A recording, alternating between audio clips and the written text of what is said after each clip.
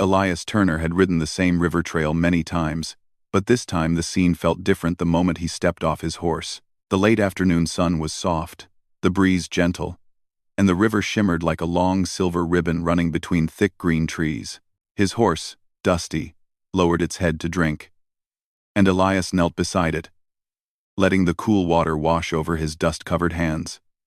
He had been riding since morning, and simply wanted a quiet moment to rest. But then he heard something soft splashes, too gentle to be a beaver or a deer. It was the kind of movement made by careful hands, someone trying not to draw attention. Elias didn't reach for his gun. Instead, he lifted his head slowly and listened again. The sound repeated, steady and cautious. He followed it with his eyes, turning toward a narrow bend in the river where the water deepened and the tall grass grew thick. There, kneeling near the edge, was a woman. Her back was to him, as she washed a piece of cloth in the river. The sunlight touched her dark hair, braided loosely and falling down her back. Her shoulders were tense, like she sensed something around her but refused to look.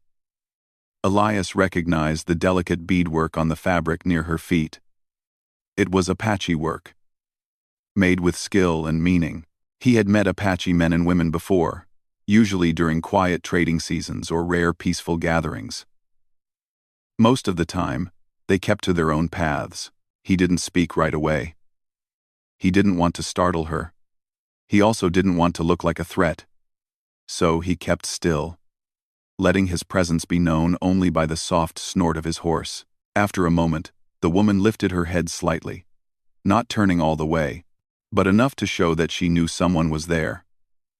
Her posture changed, her shoulders tightening. She held the cloth closer to her chest, ready to move if needed. Elias cleared his throat gently. "I won't come closer," he said in a calm voice. He kept his hands visible. "Just watering my horse." The woman didn't speak. Her breathing was quick, and her movements stiff. Elias could tell she was frightened, but she tried to hide it under a firm expression. Her clothes told the story clearly. Her dress was torn in several places, the edges ripped like she had walked through thorn bushes or rough ground without rest. One sleeve was almost missing, and the bottom hem was shredded. She had no shoes, only bruised feet touching the cool stones under the water. Elias felt something twist in his chest.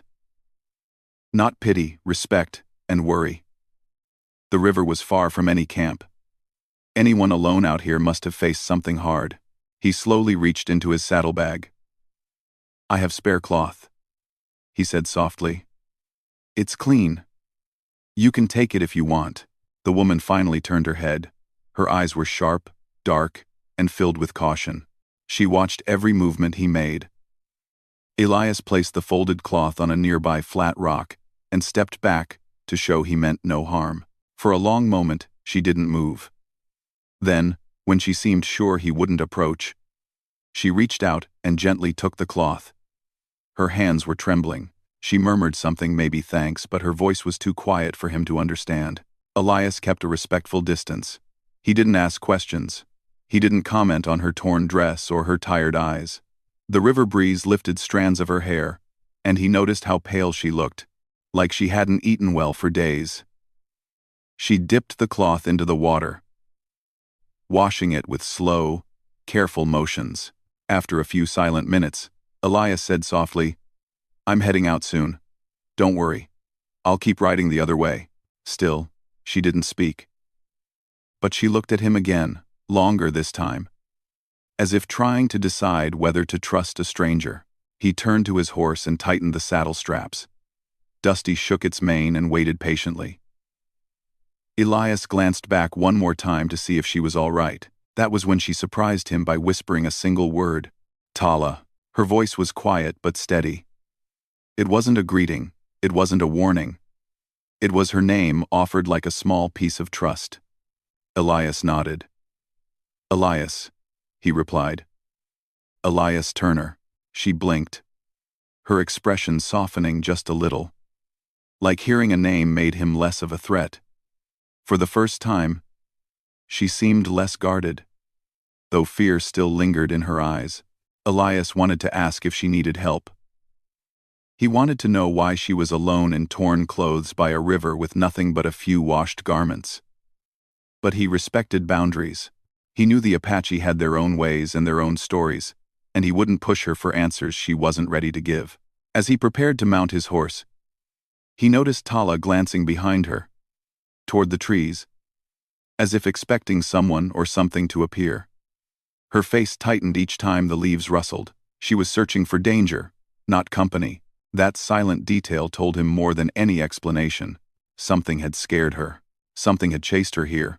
Elias felt that same pull in his chest again, heavier this time. But he didn't act on it. Not yet. He didn't want to alarm her or break the fragile trust she had just given him. Before leaving, he gently placed a small packet of dried fruit on the same rock where he had left the cloth. "If you want it," he said. "If not, leave it there." Tala didn't move while he mounted Dusty. But when Elias nudged his horse forward and rode away slowly, he didn't hear any footsteps behind him. Still, he sensed her watching him leave. He followed the trail out of sight, then paused behind a cluster of tall pines. He wasn't spying, he was simply making sure she wasn't in danger. After a minute, he saw Tala pick up the packet of dried fruit. She opened it carefully, as though she wasn't sure if it was real food or a trick. When she tasted the first piece, her shoulders relaxed just slightly. Elias breathed out in quiet relief. Satisfied she was at least fed for the moment, he finally turned his horse toward home. The trail was long, and the sky was beginning to fade into warm shades of orange. But even as he rode away, he kept thinking about the torn dress, the bruises on her feet, and the fear in her eyes. When he reached the hill overlooking the valley, he turned one last time. The river was far behind him, hidden among trees. But the memory of the scene stayed clear. He didn't know Tala's story. Not yet. He didn't know why she trusted him enough to speak her name, but he knew something simple and strong. She wasn't just a traveler. She was someone trying to survive something difficult and painful. That thought followed him the entire ride home. When Elias finally reached his small ranch, he fed Dusty, lit the lantern, and sat on the porch with a cup of warm water. But the calm night didn't settle his mind. His thoughts kept going back to the river, back to the quiet figure kneeling in torn clothes, washing fabric with slow, tired movements. Back to the name she whispered, Tala. It echoed in his mind like a soft call for help, and even though he had only met her for a short moment, Elias felt something he hadn't felt in years, a sense of responsibility, a quiet wish to make sure she would be safe. He didn't decide anything yet, but deep down he knew he would return to that river. Maybe tomorrow, maybe sooner, because something about her eyes, about her torn dress, about that fragile moment of trust, would not let him forget. And as the night grew quieter, Elias found himself hoping she had found a safe place to sleep, that she wasn't cold, or hungry, or afraid. He didn't know it yet. But that river meeting was only the beginning of something that would change his life more than he could imagine. Elias woke early the next morning, long before the sun rose, but not because of ranch chores. His mind kept returning to the river. He tried to shake it off by feeding the animals and tidying the barn. But every time he lifted a bucket or tightened a rope, a picture of Tala came back to him, her tired hands washing clothes, her torn dress, the way she kept looking over her shoulder as though something followed her. By the time the sky began to glow pink, Elias had already saddled Dusty. He told himself he was only going to check the river because it was on the way to town. But he knew that wasn't the truth. He wanted to be sure she was safe. He wanted to know she had food, a place to rest, something more than fear to hold on to. The ride was quiet. Birds were waking, and the morning air smelled fresh. Elias reached the riverbank and slowed his horse. At first, he saw nothing. No movement. No sign of Tala. The path near the water looked undisturbed, and the spot where she washed her clothes the day before was empty. Elias dismounted and walked around, searching for any clue. It didn't take long before he noticed something. Small footprints near a clump of reeds. They were faint but clear, heading further along the river. Elias crouched and touched the ground. The soil was still soft, which meant the tracks were fresh, maybe made that morning. He followed the prints slowly, staying alert but calm. After a short distance, the footprints stopped near a patch of flattened grass. Elias knelt again. Someone had slept there. The grass was pressed down in an oval shape, not wide, but long enough for a person lying on their side. He found more small signs, broken twigs, a faded cloth scrap stuck to a branch, and the remains of dried fruit crumbs he had left her yesterday. She had eaten. That gave him a small sense of relief. Elias walked further up the river. The morning sun rose higher, warming the air. He continued following faint trails, and just as he rounded a bend, he saw her. Tala was struggling to carry a heavy basket made from woven reeds.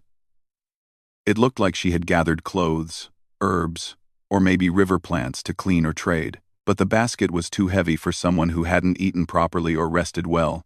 She walked slowly, leaning to one side, using all her strength just to move forward. Every few steps, she stopped and rubbed her leg, as if something hurt. Elias stepped out from behind a tree, but kept his voice gentle. Morning. Tala froze, startled. Her breaths quickened, and her eyes darted toward the forest, as though checking for danger. When she recognized Elias, her shoulders relaxed slightly, but her face still held that careful caution. He lifted both hands to show he wasn't there to bother her. "You all right?" he asked softly. She didn't answer. Instead, she adjusted her grip on the basket and tried to keep walking. But Elias could see the pain in her movements. Her limp was pronounced, and she winced each time her foot touched the ground. "You're hurt," he said quietly. Tala shook her head, denying it even though her body told the truth. She took another step and stumbled. The basket shifted dangerously, and for a moment Elias thought it would fall into the river. Before she lost it, he rushed forward, but he stopped a few feet away, waiting for her to allow him closer. "Let me help," he said gently. Tala hesitated. Her eyes studied his face, looking for any sign of harm or intention. She seemed torn between refusing and admitting she needed help. Eventually, her shoulders slumped, and she nodded once small but clear. Elias stepped forward and lifted the basket easily. It was heavier than he expected. No wonder she struggled. "Where to?" he asked. She pointed northeast, along a narrow path hidden by tall grass. Elias followed, letting her walk beside him, but at her own pace. She kept a little distance, not out of mistrust but out of habit, like someone used to being alone. After a few minutes, Elias handed her a piece of bread from his saddlebag. She stared at it like she wasn't sure if she should take it. "It's yours," he assured her. "Eat." This time, she accepted it quietly. She tore small pieces and chewed slowly, savoring them as though it was the first real food she had tasted in days. They walked in silence. Elias didn't ask questions. He didn't want to push her. But Tala eventually spoke, her voice barely above a whisper. "I walk far," she said in simple English. "I can see that," Elias replied gently. She glanced at him, then at the ground. "Camp. Gone." "I try find." Elias felt a weight in his chest. "Your people moved?" Tala nodded. "Moved. But I do not know where. I only follow old paths." She paused, then added softly, "Bad men came. Traitors. They say I steal. I did not. But they chase. I run. Clothes tear. No time to take things." Her voice trembled on the last words. But she didn't cry. She simply kept walking with quiet strength. Elias understood the meaning behind her torn dress now. She had escaped something harsh, something that forced her to spend days alone, hungry, barefoot, and frightened. "You're safe now," Elias said gently. She looked at him. Her eyes were filled with confusion, hope mixed with doubt. Safety was something she hadn't felt in many days. As they continued, Elias noticed her limping worsen. He stopped and pointed to a fallen log.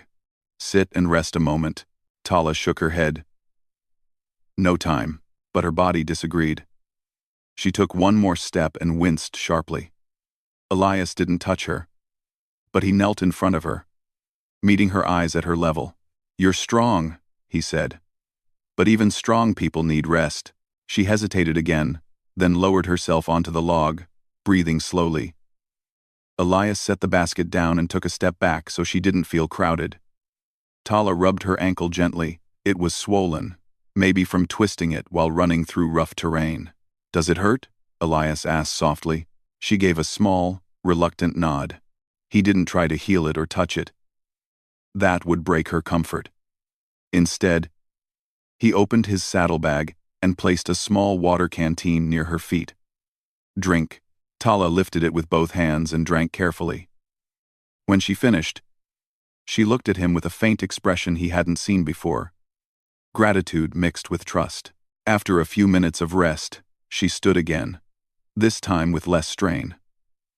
Elias picked up the basket and walked beside her. Not too close, but not too far. The path curved through tall trees, and the sunlight flickered between branches. Birds fluttered overhead, and the air smelled of pine and fresh earth. After some time, Tala spoke again.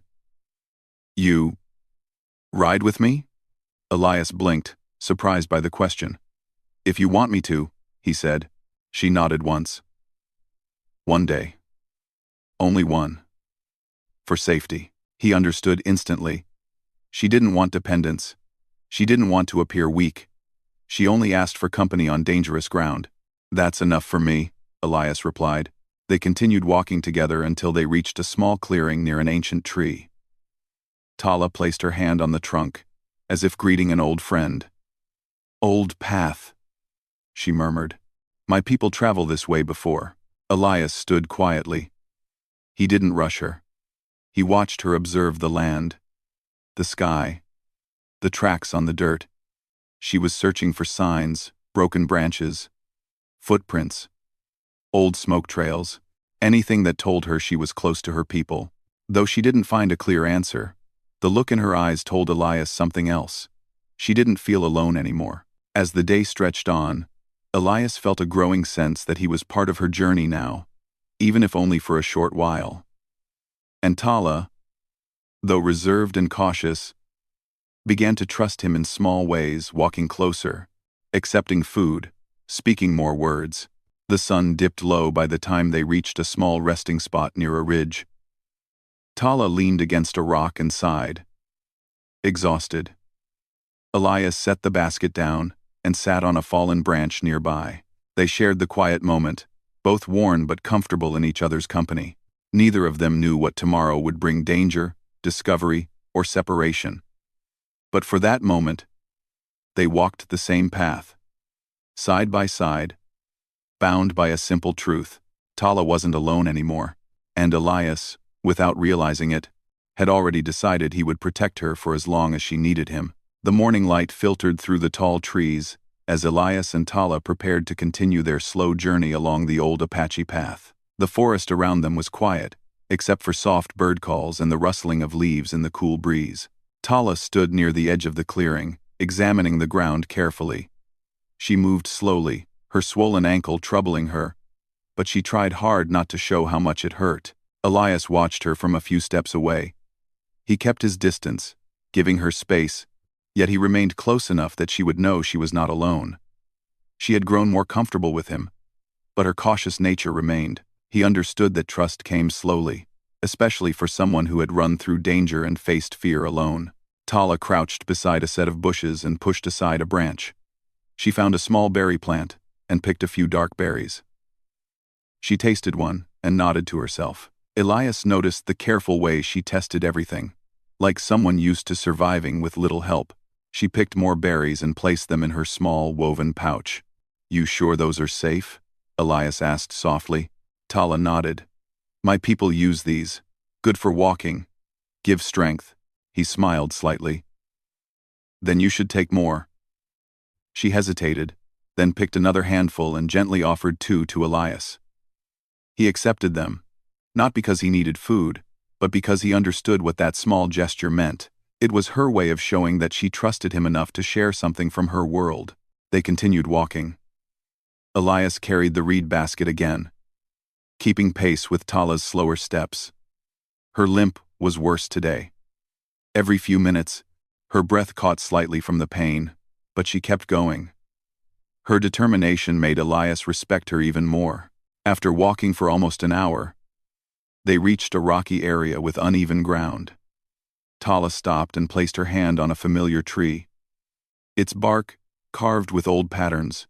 She traced the carvings with her fingers, symbols of her people.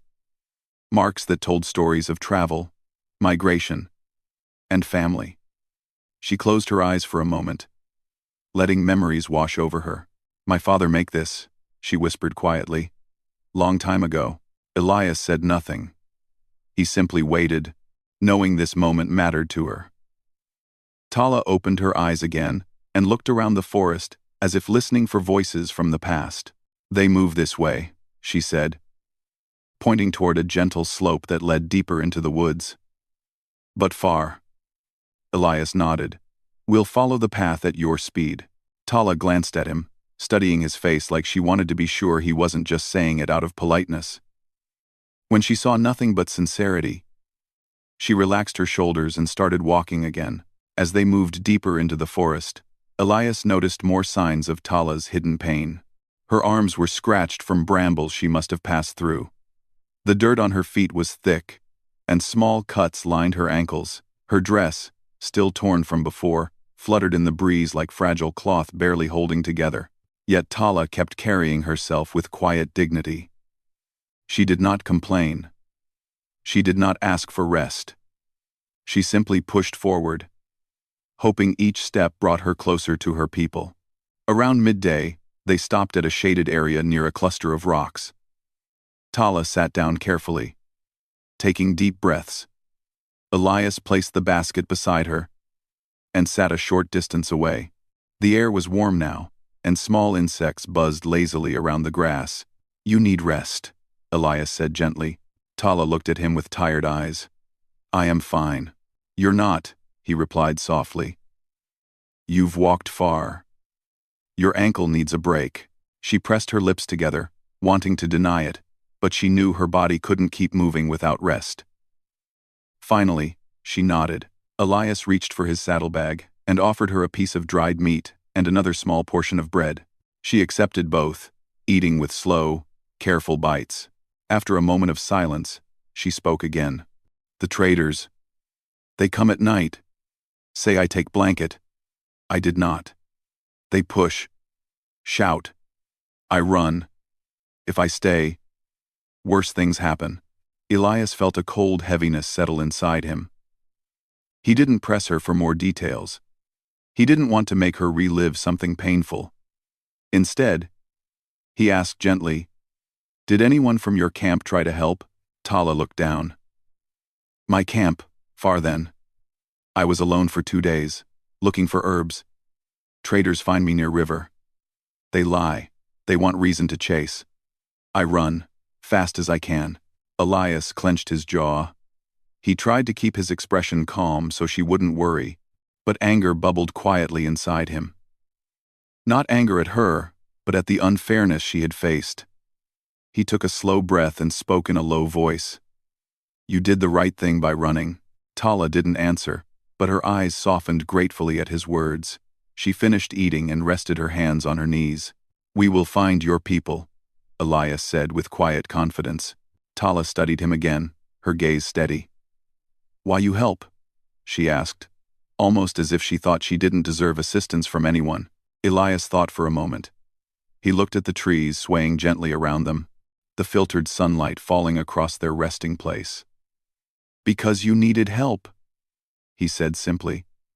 "And because you trusted me with your name." Tala blinked, her eyes glistening with a mixture of surprise and gratitude.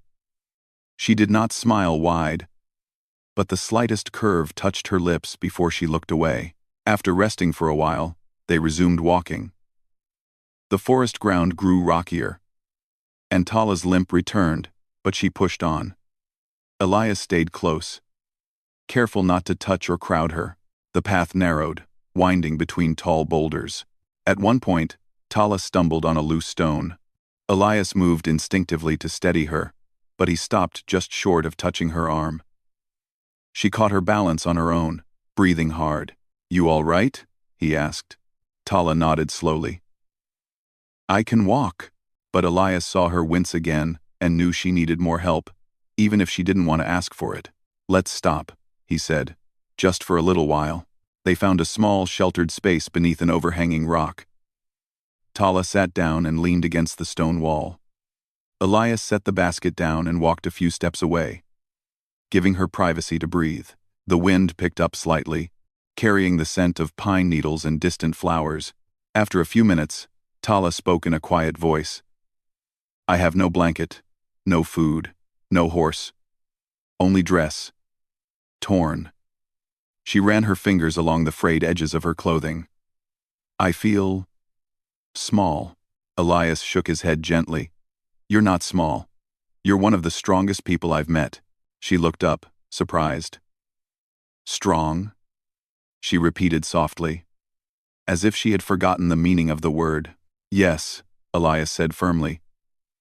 "You walked days alone.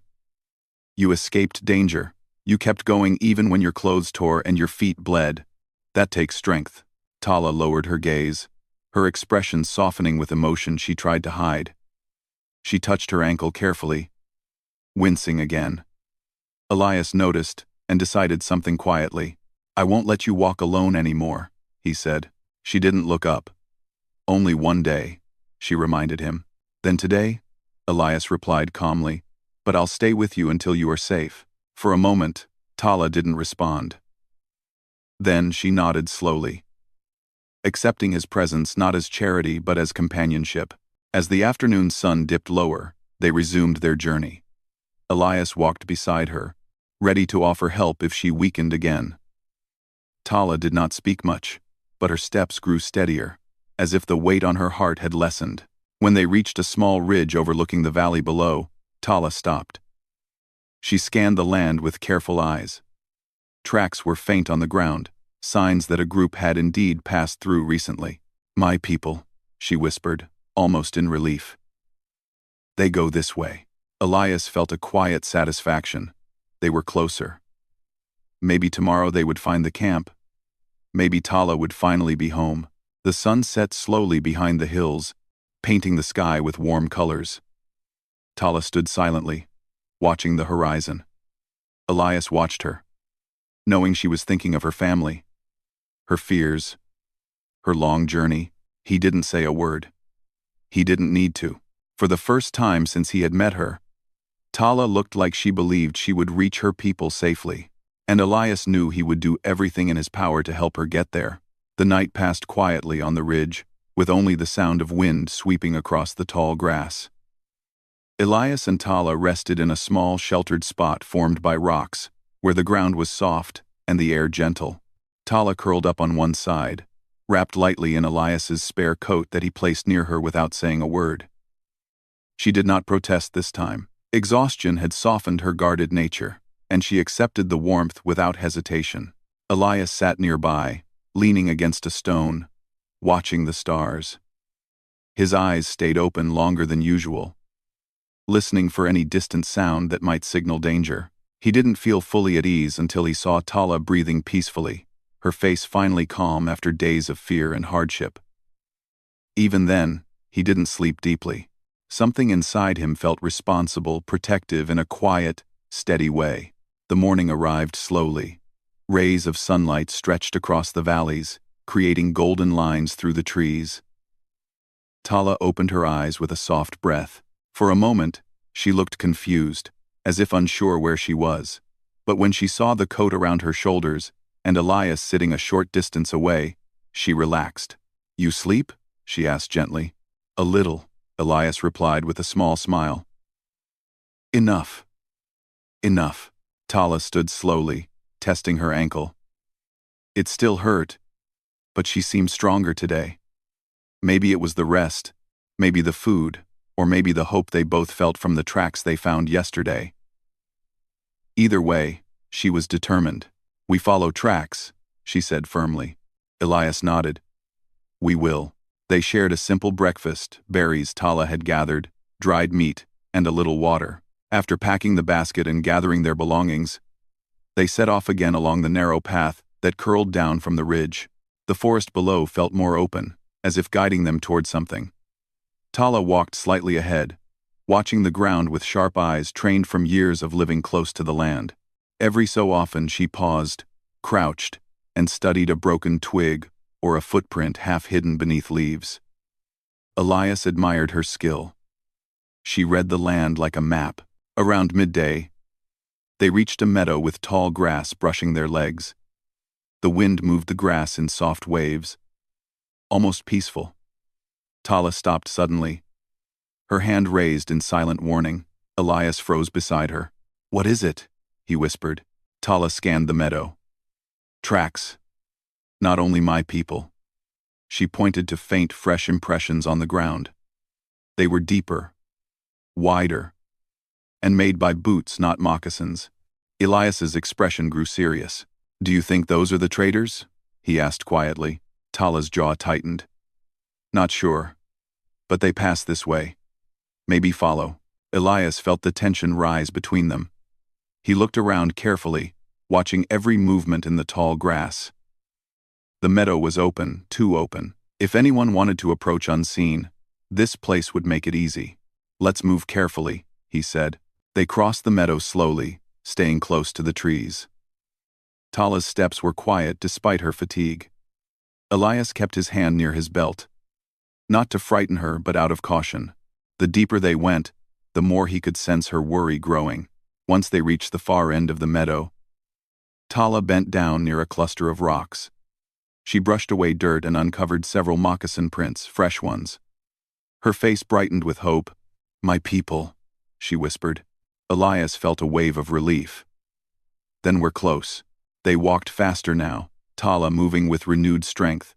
The path led into a forest clearing with tall pines and scattered stones. A faint scent of smoke drifted through the air. Tala inhaled deeply. "Fire," she said. "My people make fire here before." Elias listened carefully. The air was quiet, but the smell meant they were near an active camp or one recently used. Tala stepped toward the clearing, her heart racing with anticipation. Elias followed quietly, not wanting to disturb the moment. Then they heard its soft footsteps. Tala stopped instantly. Elias did too. From behind a large fallen tree, two figures appeared. Apache scouts, dressed in traditional clothing, bows in hand. Their faces were stern, alert, and ready. When they saw Elias, their expressions hardened even more. One of them raised a hand, signaling him to stop. Tala quickly stepped forward. "He helped me," she said clearly, her voice steady and full of courage. "He protect." The scouts shifted their attention to her. Recognition flickered in their eyes. One of them lowered his bow slightly. "Tala?" he asked in their language. She nodded. "I look for tribe. I find him on river. He give food. He walk with me." The scouts studied Elias again. Their eyes held caution, but they did not aim their weapons at him.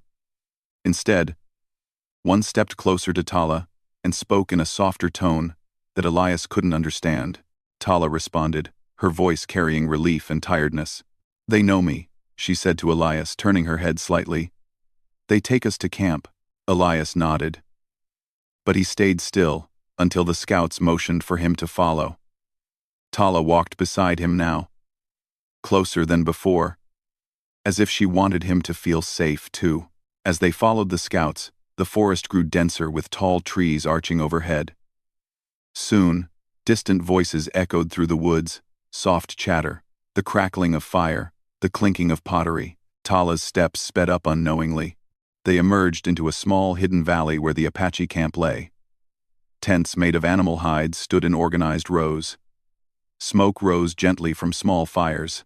Women prepared food, children played quietly, and elders sat together weaving baskets or carving wood. The moment Tala stepped forward, a few heads turned.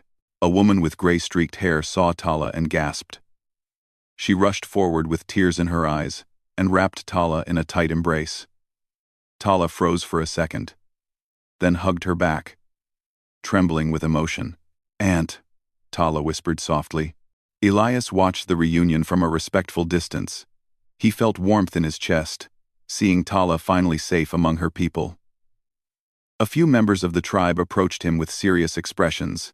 Tala saw this, and quickly pulled away from her aunt just long enough to explain in their language who Elias was and how he had helped her. The elders listened. One of them, an older man with calm eyes, approached Elias. Elias stood straight, not wanting to show any disrespect. The man did not speak English, but he placed a hand over his heart and nodded slowly. The gesture was one of appreciation and acknowledgement. Elias returned the nod politely. Tala's aunt guided her toward one of the tents, touching her face gently and examining her swollen ankle with worry. Tala looked over her shoulder at Elias with a soft expression, a mixture of gratitude and sadness. She knew he had brought her safely home. As Elias stood in the center of the camp, unsure what to do next, Tala walked back to him. Her steps were still slow, but her eyes held peace. "You come," she said, motioning toward a place near the fire. "They thank you." "I didn't do much," Elias replied softly. Tala shook her head. "You did." She placed her hand briefly on his arm, a rare gesture for someone so reserved. Then she led him toward a fire where the elders offered him food, warm drink, and a place to sit. Elias accepted with humility. The camp felt safe, filled with gentle voices and the comforting sounds of life. As the sun began to set, Tala stood a few steps away, watching the sky turn orange and red. Elias saw her silhouette against the glowing horizon, strong, brave, and finally home. He knew she was safe now. But as he watched her, he also felt a soft ache inside him. Something he didn't fully understand. It was the quiet sadness of knowing this journey, this closeness, this silent trust might end soon. Still, he didn't regret a single moment. He had helped her reach her family, and Tala, in her quiet way, had changed his life more than he expected. Elias stayed in the Apache camp until the evening settled deep into the valley. The fire crackled softly as families gathered around their small cooking pits. Laughter of children mixed with the night sounds of crickets. Tala sat near her aunt, sharing a warm bowl of broth, speaking quietly after many days of silence and fear. Elias sat a little distance away, respecting her space, though his eyes kept drifting toward her to make sure she was all right.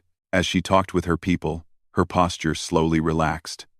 Her shoulders were no longer tense, her hands no longer trembled. She looked like someone who had finally reached a safe place after running from shadows for far too long. Elias saw how her aunt kept touching her arm, as if convincing herself Tala was real and not a dream returned from danger. It was a gentle scene, full of family affection, and Elias found himself smiling quietly at the sight. Still, a quiet sadness formed in his chest. He didn't know where he belonged at that moment. He was happy for Tala's return, but he also felt the distance between their worlds. He had guided her this far, but he knew he was only a visitor here. This camp was her home, not his. He was a cowboy from open fields and dusty roads, a man used to solitude and simple living. Tala's world was woven with culture, family, and traditions he would never fully understand. When the meal ended, Tala stood slowly and walked toward him. Her ankle was still swollen, but she moved better now, supported by rest and warmth. Elias rose to meet her, brushing dirt from his trousers. "You eat?" she asked softly. Elias replied with a small smile. "Your people shared plenty." She nodded. "They thank you. All of them. I just helped where I could." Tala looked at him with a gentle seriousness. "No," she said. "You helped much. You gave food, cloth, safety. You walk many miles with me. Alone. I do not know if I reach camp." Her voice softened at the end, and Elias felt something tighten inside his chest. He didn't know how to respond at first. Words suddenly seemed too simple. "I'm glad you made it," he said quietly. "That's all that matters." Tala held his gaze for a long moment. The firelight flickered across her face, showing both exhaustion and calm. Their silence wasn't uncomfortable. It carried everything they felt but didn't say. After a moment, She looked down at the coat wrapped around her shoulders, the one Elias had given her the night before. She began to remove it. But Elias gently raised a hand. "You keep it," he said. "It'll be cold at night." Tala hesitated. "I fix it. Clean it. Then give back." Elias shook his head. "No need. It's yours now." Tala blinked, touched by the kindness. She held the edges of the coat gently, like it was something precious. "Thank you," she murmured. Before either of them spoke again, Tala's aunt approached, greeting Elias with a respectful nod. She spoke in Apache to Tala, who translated softly. "My aunt says you stay tonight, for safety. Traders sometimes come near mountains. You travel alone. It is not safe." Elias appreciated the concern, but he shook his head. "I've handled myself fine on the trail." Tala translated his words, and her aunt frowned at Elias like a scolding mother. Tala hid a small smile and added, "She says brave is good, but choosing danger is foolish." Elias laughed gently.